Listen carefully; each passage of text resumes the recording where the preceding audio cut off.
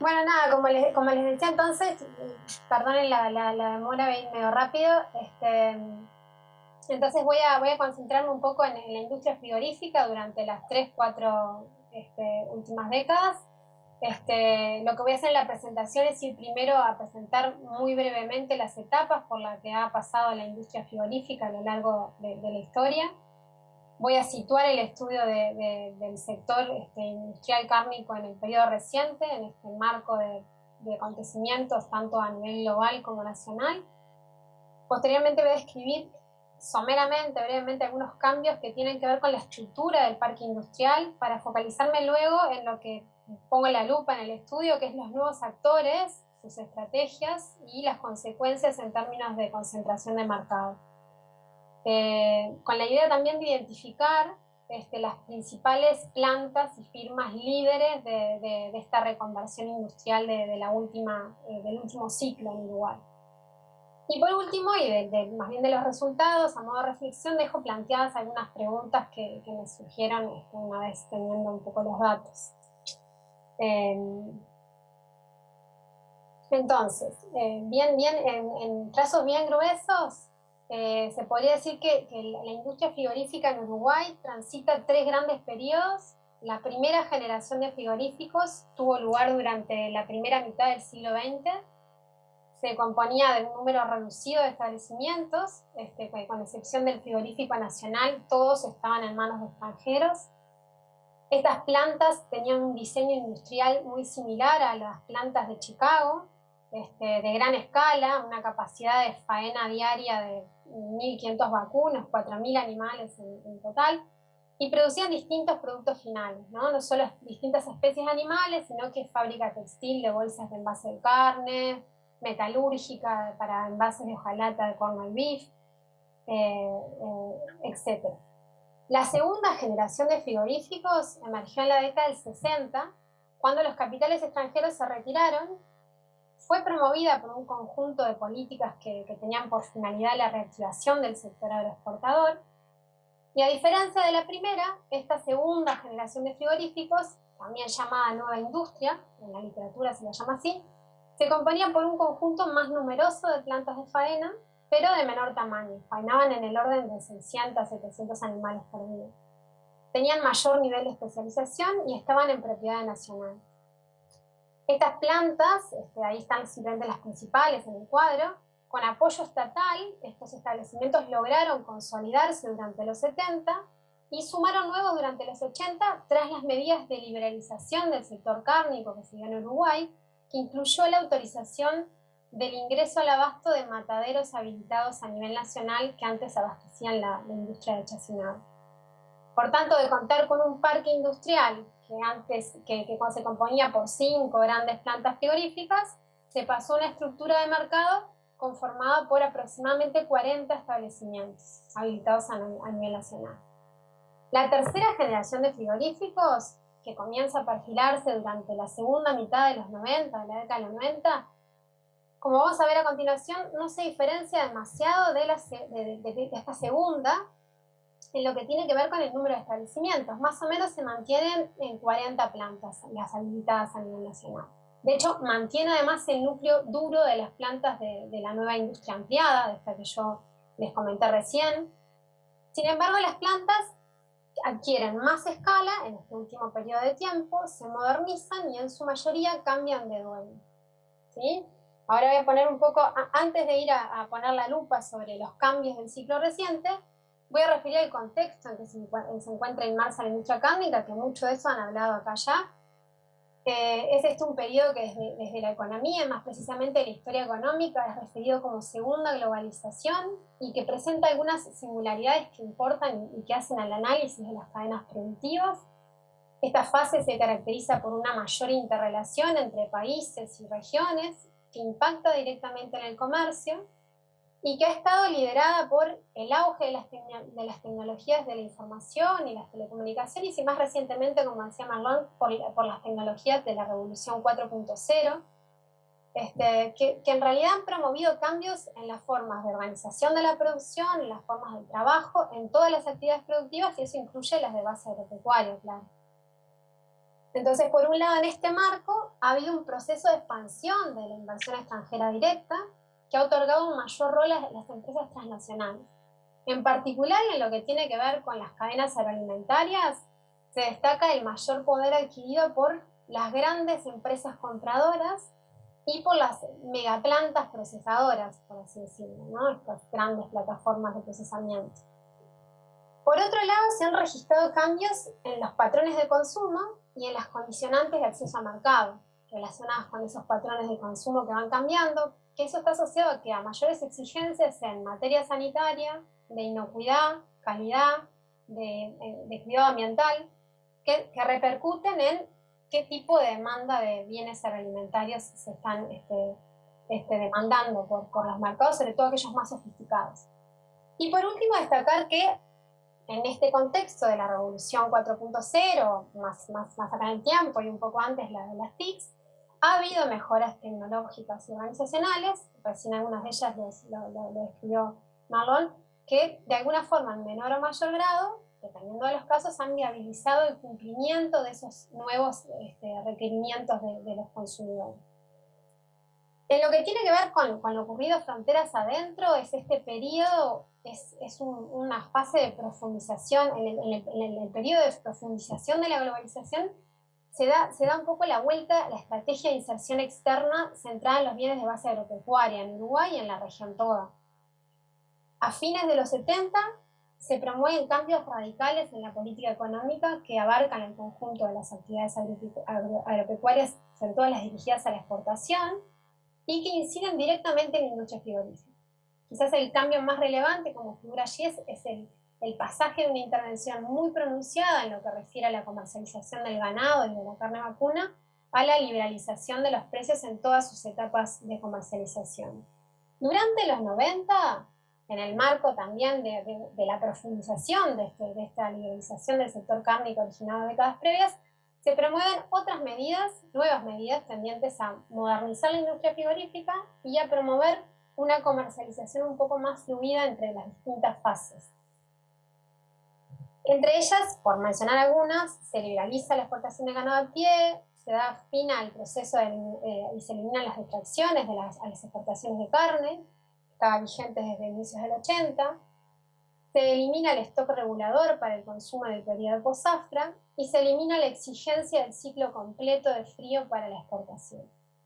Y luego, tras la crisis del 2002, la economía comienza a recuperarse. En Uruguay la recuperación fue sostenida, se retoma el acceso al mercado no tóxico, le siguen años de estabilidad macroeconómica, y eso otorgó mayor previsibilidad para la toma de decisión en un contexto externo favorable, además, que fue asignado por el boom de los commodities. Y en ese marco se desplegaron políticas centradas en la promoción de inversiones como un instrumento para el desarrollo productivo. Hecho este preámbulo, este contexto, entonces, y volviendo a poner foco en la industria cárnica de las últimas décadas, lo que se observa es que en términos de estructura, el parque industrial creció. Ese crecimiento estuvo asociado a un aumento en el número de las plantas durante los 80, y a partir de entonces, las plantas se estabilizan en número, pero aumentan su tamaño. Como se observa allí en el cuadro de abajo, el número de plantas consideradas de mayor porte aumentado significativamente desde los 90 hasta hoy. Y además lo que se observa también es que un número mayor de plantas lograron la habilitación a los mercados de exportación, incluso a los mercados de exportación más sofisticados y exigentes. Hubo más cambios todavía en términos de actores, que es el foco del estudio. Y esto de la mano del proceso de inversión extranjera directa originado durante la segunda mitad de los 90 y que se profundiza durante las últimas 2 décadas. Estos nuevos actores vinieron con nuevas estrategias y dieron lugar al modelo multiplanta. ¿Qué es esto? Es la propiedad de varias plantas bajo una misma firma. De allí que cuando observamos la evolución del nivel de concentración de mercado, encontramos diferencias si tomamos como unidad la planta o como unidad la firma, o sea, la propiedad de capital accionario. En concreto, lo constatado del cuadro es una disminución de la concentración del mercado según nivel de faena y valor exportado por planta. Pero al examinar el nivel de concentración por firma, lo que vemos es que el mercado está más concentrado en 2019, que es el último dato que tengo, de lo que estaba a inicios del 80. Hecho esto, y poniendo la lupa en cuáles son los actores más relevantes para identificar un poco las plantas frigoríficas líderes en este último tiempo, también, ¿qué se observa? Se observa una permanencia de un conjunto de establecimientos que en su mayoría surgen en los 60, cuando les dije que se originó la segunda generación de frigoríficos, la nueva industria. Se sumaron nuevas plantas a finales del 70, esto de la nueva industria ampliada, y algunas pocas en décadas recientes. Y estas plantas, en realidad, son responsables del grueso de las exportaciones y faena. No actualmente, sino que de hecho entre mediados del 90 y la actualidad participan con el 80% de la cantidad de carne bovina faenada y el 80% del total de exportaciones de carne. Otra peculiaridad de este último tiempo es que la mayoría de estas plantas frigoríficas líder también lideran en el abasto. O sea, no solo en el mercado de exportación, sino que también tienen fuerte peso y son las más relevantes para el mercado interno.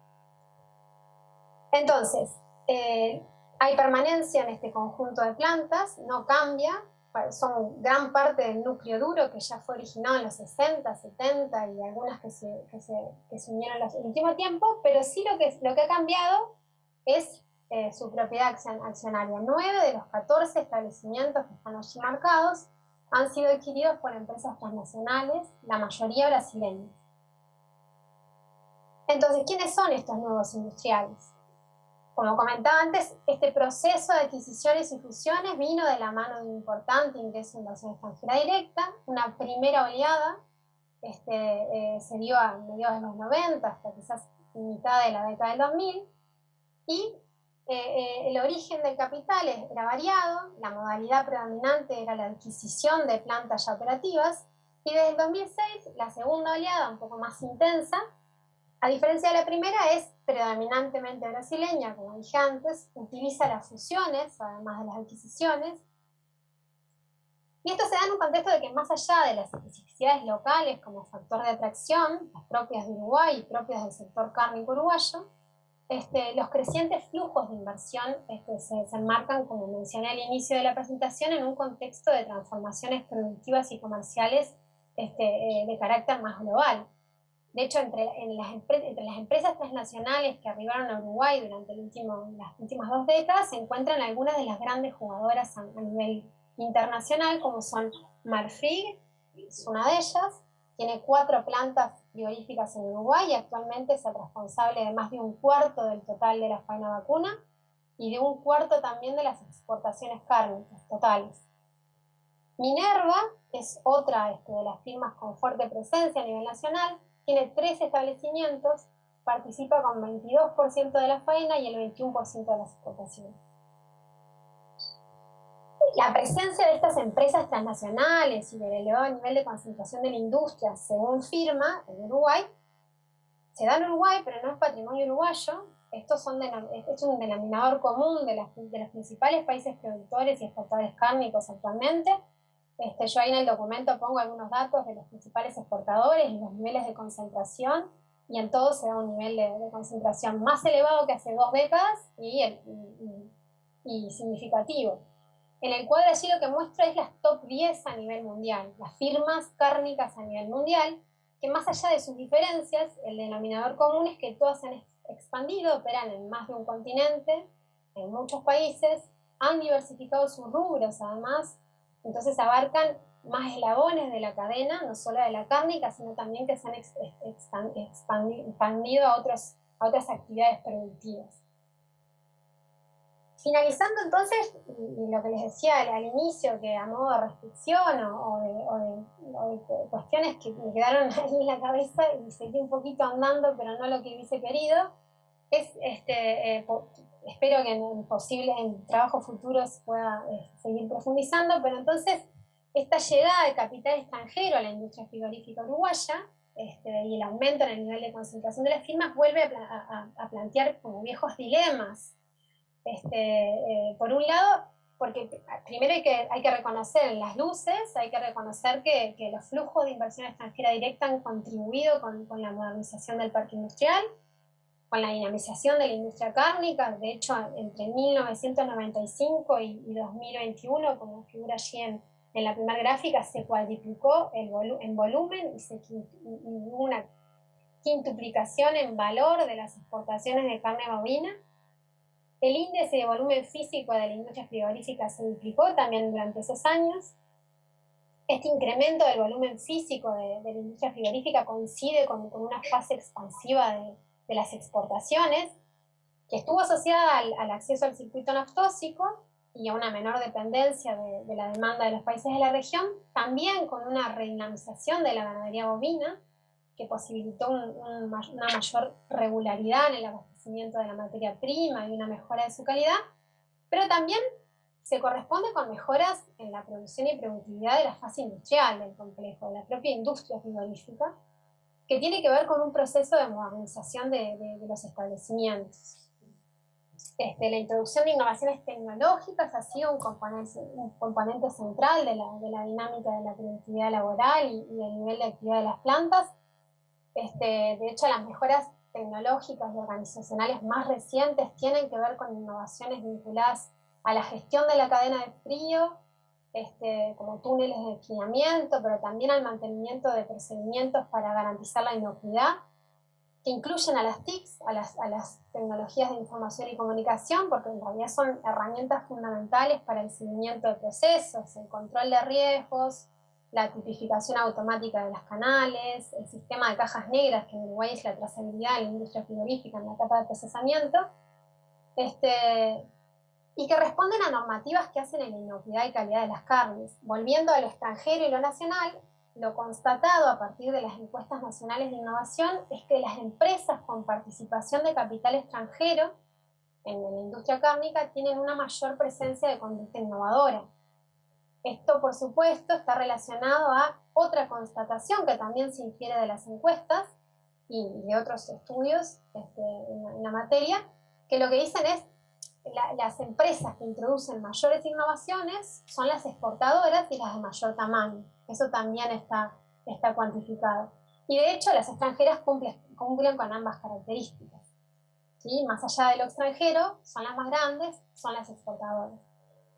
En general, lo que se observa es que, dada la obligación que tienen estas empresas de asumir estándares de calidad internacionales, son las que innovan en mayor medida en normas de seguridad laboral, inocuidad alimentaria, en infraestructura para garantizar el bienestar animal, en ir más allá en la trazabilidad. Y además, por otra parte, es innegable, cuando hablamos de empresas transnacionales, esta mayor capacidad de financiamiento que tienen, que otorga mayor espalda, acceso a créditos de largo plazo, permite una mejor planificación y, por supuesto, por consiguiente, menores dificultades a la hora de realizar inversión tecnológica. Yo decía, estos son las luces, ¿sí? Porque en realidad hay sombras y riesgos de este intenso proceso de extranjerización que en realidad se ha correspondido con aumento del nivel de concentración. Por un lado, porque es conocido que la concentración de capitales otorga mayor poder de mercado, lo cual podría devenir, eso se me pasó, en prácticas no deseadas, por ejemplo, en la posibilidad de fijación de precios de la materia prima. Y eso traería consecuencias no muy favorables para la fase primaria.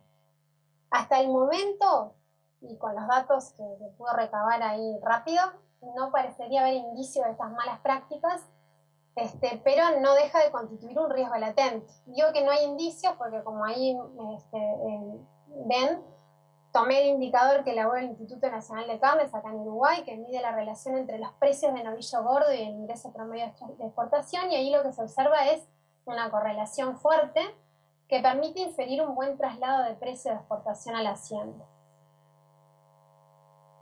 Otro dilema, y ahí ya cierro, que plantea la creciente extranjerización y concentración de mercado de la industria frigorífica, son por los posibles efectos sobre el mercado laboral.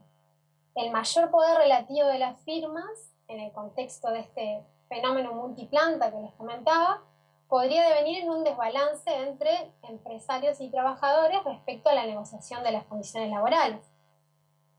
Estas interrogantes me surgieron, ya les dije, hechos el estudio, entonces no me dio el tiempo para ahondar en esto. Lo único que pude sacar son algunos datos de los salarios promedio que se pagan en los establecimientos, según el origen del capital, y los resultados muestran que en realidad la remuneración por ocupado promedio es mayor en las empresas extranjeras que en las nacionales.